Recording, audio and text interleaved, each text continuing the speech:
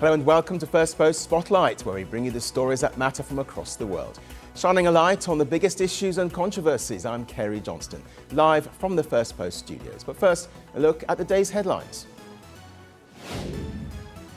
A security breach is reported at US Vice President J.D. Vance's Ohio home. Authorities launch an investigation into the incident and arrest a suspect. Bangladesh confirms at least 287 people were killed in the 2024 crackdown on protesters under ousted Prime Minister Sheikh Hasina. Until now, they were described as missing. A court in Paris finds 10 people guilty of the cyber harassment of First Lady Brigitte Macron over false comments calling her transgender. Manchester United sack manager Ruben Amorim after 14 months in charge, saying it gives the team the best chance of the highest possible Premier League finish. And the Philippines arrests a former Air Force general for allegedly encouraging the military to abandon President Ferdinand Marcos Jr. due to a corruption scandal. The United States and Venezuela are facing their most dramatic confrontation in decades after US forces seized Venezuelan President Nicolas Maduro. It triggered global shockwaves, widespread international condemnation, questions over sovereignty, and a rapidly unfolding power struggle in Caracas. US President Donald Trump now insists Washington is in charge of Venezuela, even as a new acting leadership led by Delcy Rodriguez took office in Caracas, calling for a balanced and respectful relationship with the United States. But speaking aboard Air Force One, the US president emphasized his authority over Venezuela's future. Don't ask me who's in charge, because I'll give you an answer and it'll be very controversial. What does that mean? It means we're in charge. Have you spoken with her? We're in charge. He also signaled that elections in Venezuela would not happen immediately.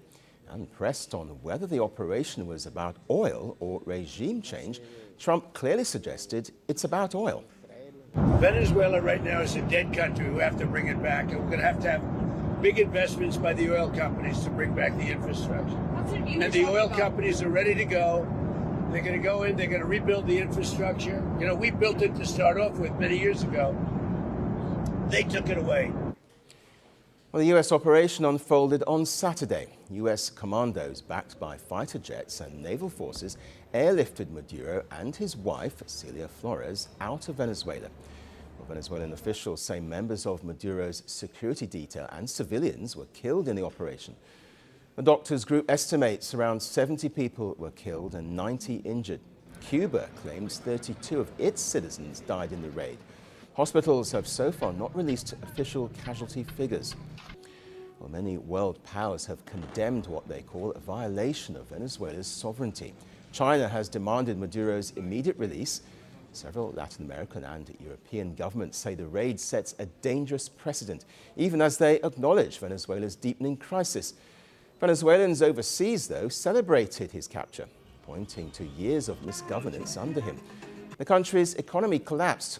Hyperinflation wiped out savings, and oil production plummeted. Basic goods, including food and medicine, have become scarce. Though it must be acknowledged that years of US sanctions undoubtedly contributed to the economic hardship. More than 8 million Venezuelans fled the country, making it one of the largest migration crises in modern history. Opposition groups accuse Maduro of ruling through rigged elections, repression, and the imprisonment of political rivals. On the streets of Caracas, residents lined up for food as daily life cautiously resumed, but masked security forces seen earlier had disappeared. Though pro-Maduro rallies drew thousands, including armed supporters, as the political future of Venezuela hangs in the balance. Well, attention now shifts to the United States. Maduro and his wife are being held at a detention facility in New York and are scheduled to appear before a federal court in Manhattan later today. Well, meanwhile, an emergency meeting of the UN Security Council will be held. Maduro is set to face charges including narco-terrorism conspiracy, cocaine importation and weapons offences. The hearing could mark the next decisive chapter an escalating crisis that has already reshaped Venezuela and sent shockwaves across the world. Well, for more on this, we have with us Fred Fleitz, Vice Chair at the America First Policy Institute Center for American Security. He's a former CIA analyst and joins us live from Washington, D.C. So very big welcome to you to the program. Let me ask you first then, how much of a shockwave do you think this has sent, across the region and indeed the world? It's a pleasure to be here. I think it was quite a shockwave. No one thought an operation like this was possible. Maduro was heavily protected by Cuban troops, Cuban intelligence officers, Chinese air defense weapons, and none of this worked. The U.S. got past it. And I know there's a concern by our friends in India about international law. But I mean, in the United States, we're a little frustrated because we've seen China and Russia and Iran and Hezbollah use Venezuela as a nexus that's been undermining our security, that's been sending drugs into our country. And where's the UN been? Where's the rest of the world been? So I understand this seems to be a dramatic step, but for U.S. national security, it's something our country had to do. Donald Trump says the U.S. will now run the country, Venezuela. Is this feasible or even desirable for Venezuelans themselves? Well, that comment has been clarified, and it appears what the administration has in mind is to leverage the quarantine we have on oil trade with Venezuela to get the new government to reform. And I think eventually there's going to be a vetting of officials in this government. It isn't going to be the way that Iraq was administered after the second Iraq war, when all the Ba'ath Party officials were let go, the military was let go. That led to chaos and a leadership vacuum. I think that the administration has thought this through, and it's going to be a very different approach. Let me ask you this. We've just heard news coming in that Maduro has been flown to a New York court now. How do you think that's going to play out? I think it's going to be a year before a judge. He's going to put in his plea. The government will read the charges, and then he will go back to prison. It's going to be about a year until he faces a trial. There's going to be a lot of motions by his team, by the government team. There's a lot of classified information that was used in this operation. That has to be sorted out to see what can be used in trial. So I think we're looking at early 2027 before there's a trial. Okay, we'll leave it there. Fred Fleitz, thank you very much indeed for joining us. We appreciate your time. Thank you. Good to be here. Well, the U.S. airstrikes in Venezuela have raised concerns over potential American military action in other parts of the world. This has been compounded by some serious threats and warnings issued by the country's President Donald Trump. The Republican leader has not shied away from blatantly listing out the next potential U.S. targets. And the list starts with the country's neighbors, Colombia, Cuba, and Mexico. All three have condemned Trump's capture of the Venezuelan president. Well, starting with Colombia, Donald Trump said that the country is run by a man who supplies drugs to the U.S. Well, this was Trump's reaction when questioned about future American military operations. Colombia is very sick, too, run by a sick man who likes making cocaine and selling it to the United States. And he's not going to be doing it very long, let me tell you. He has cocaine mills and cocaine factories. He's not going to be doing it very long. Well, Colombian President Gustavo Petro has rebuffed Trump's accusations of drug trafficking. In a social media post, he asked Trump to stop slandering him. He said, "That's not how you threaten a Latin American president who emerged from the armed struggle and then from the people of Colombia's fight for peace." After criticizing Colombia, Trump went on to say that military operations in Venezuela would lead to Cuba's fall. Cuba looks like it's ready to fall. I don't know if they can hold out. But Cuba now has no income. They got all of their income from Venezuela, from the Venezuelan oil. They're not getting any of it. And Cuba literally is ready to fall. And next in line for Trump's ire was Mexico, although he praised the Mexican president, Claudia Sheinbaum. Unlike Colombian and Cuban leaders, he then said drug cartels run Mexico. Mexico has to get their act together because they're pouring through Mexico, and we're going to have to do something. I think she's a terrific person. I would say every single time I talk to her, I offer to send troops. the cartels are running Mexico. Well, Trump has also renewed calls for an American takeover of Greenland, which is a Danish territory. He said that the autonomous island is key to U.S. security interests. We need Greenland from a national security situation. It's so strategic. Right now, Greenland is covered with Russian and Chinese ships all over the place. We need Greenland from the standpoint of national security. And Denmark is not going to be able to do it, I can tell you that. Responding to Trump's remarks, Greenland Prime Minister Jens Frederik Nielsen said that's enough. In a social media post, he wrote that the country would not take pressure anymore, adding that it's open to dialogue, but through proper channels and in accordance with international law.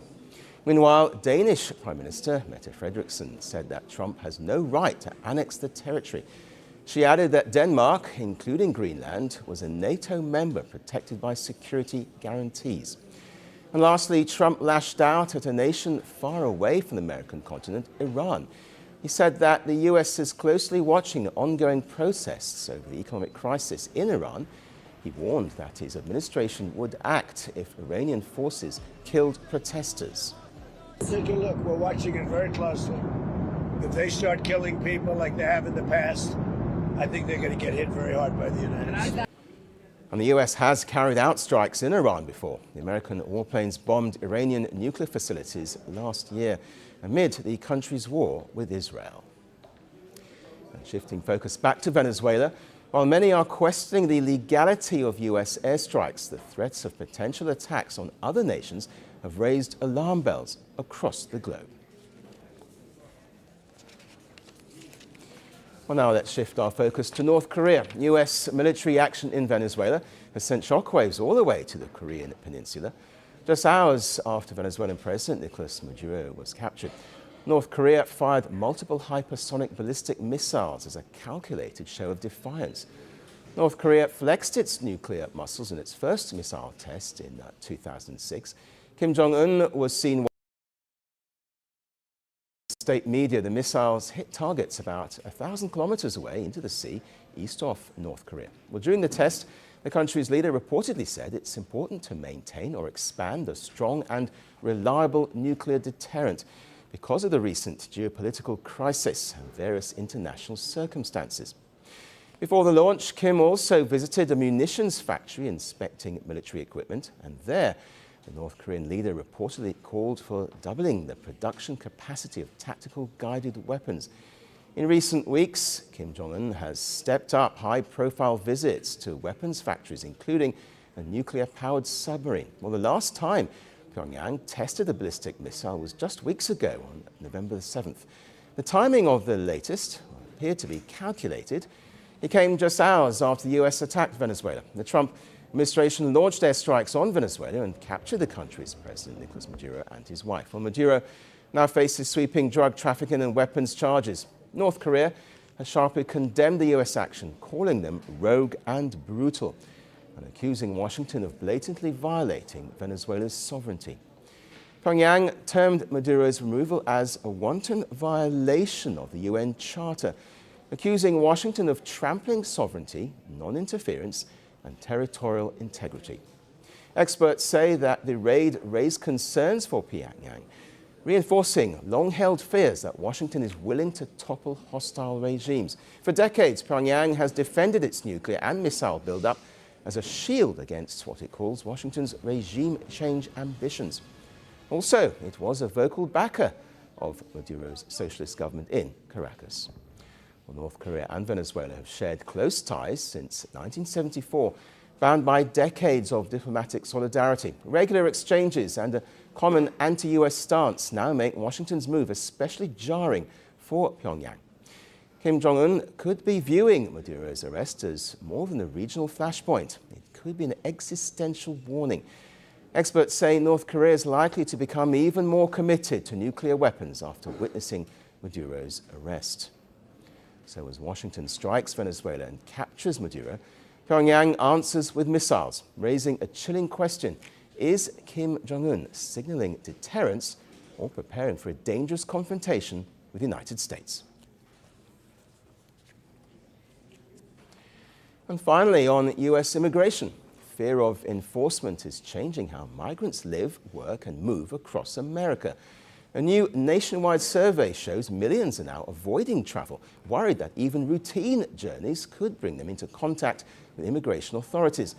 A 2025 survey found that nearly 3 in 10 immigrants cancelled or changed travel plans to avoid drawing attention from officials amid the Trump administration's migration crackdown. Well, today, 41% of immigrants are worried they could be detained or deported. That's up from 26% in 2023. The fear is most noticeable among those who are legally in the United States, including H-1B visa holders and even some naturalized citizens. Among lawfully present immigrants, 50% now say they worry about detention or deportation, compared with 33% 2 years ago. 31% of naturalized citizens expressed the same concern, marking a sharp increase from 12% in 2023. Among likely undocumented immigrants, 75% say they worry about potential disciplinary action. Well, this all comes at a time when the US is in its peak travel season. From Halloween to New Year's Eve, the holiday season typically sees heavy air and road travel across the country. But this year, many immigrant families stayed at home due to concerns over heightened checks and scrutiny at airports and other travel points. The survey pointed to a clear pattern. Immigrants are trying to keep a low profile. These fears grew after reports suggested that the Transportation Security Administration has shared domestic travel data, including passenger lists, with Immigration and Customs Enforcement, or ICE. Well, this data sharing is part of a broader push by the Donald Trump administration to expand interagency cooperation to identify, detain, and deport people suspected of being in the country unlawfully. H-1 visa holders have been hit hard by recent policy changes. In July, the US State Department ended remote and third country renewals for H-1B and H-4 visas, forcing applicants to return to their home countries. The administration also expanded social media screening and reviewing applicants' online activity as part of the vetting process. These policy changes have also overwhelmed US consulates, especially in India.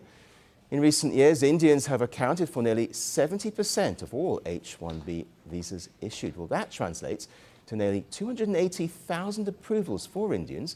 Hundreds of H-1B workers who travel to India now find themselves stranded as their visas are delayed by months, and in some cases, even pushed back to 2027. Meanwhile, tech giants like Amazon have allowed temporary remote work arrangements, but for many others, their status remains in limbo. So for immigrants across the United States, routine decisions over travel, family visits, and even just holidays are now overshadowed by fear and doubt. That's all we have time for on the show today, but we'll be back again tomorrow. Thanks very much indeed for watching. Bye-bye. From breaking news to the day's biggest controversies, shedding light on the world's top headlines, detailed analysis on the stories that matter the most to you. Catch it all on Spotlight at 6 p.m. India time and 12:30 GMT, only on Firstpost.